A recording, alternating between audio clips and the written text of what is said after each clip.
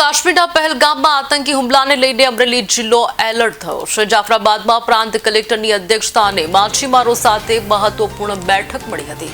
દરિયાઈ સુરક્ષાને લઈને અમરેલી વહીવટીતંત્ર દ્વારા બેઠક બોલાવી। જાફરાબાદ દરિયાઈ કાંઠાના વિસ્તારોમાં સુરક્ષાને લઈને બેઠક મળી હતી। રાજુલા પ્રાંત અધિકારી એએસપી ફિશરીઝ વિભાગ, કોસ્ટગાર્ડ, રેવન્યુ વિભાગ સાથે માછીમારોની બેઠક યોજાઈ હતી। દરિયાઈ સુરક્ષામાં કોઈ પણ માહિતી મળે તો તાત્કાલિક તંત્રનો સંपर्क કરવાનો અનુરોધ કર્યો છે।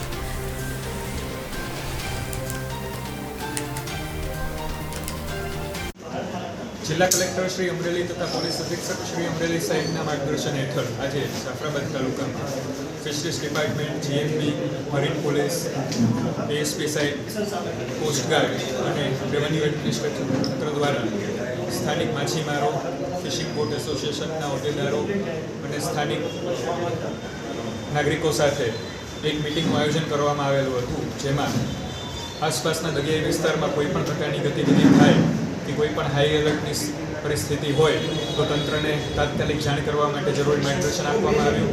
તેમજ કોસ્ટગાર્ડ દ્વારા અને ફિશરીઝ ડિપાર્ટમેન્ટ દ્વારા બોટિંગ કરતી વખતે જ્યારે ફિશિંગ માટે બોટ જાય ત્યારે કઈ કઈ પ્રકારની તકેદારીઓ રાખવામાં આવે એ બાબતે જરૂરી માર્ગદર્શન આપવામાં આવ્યું।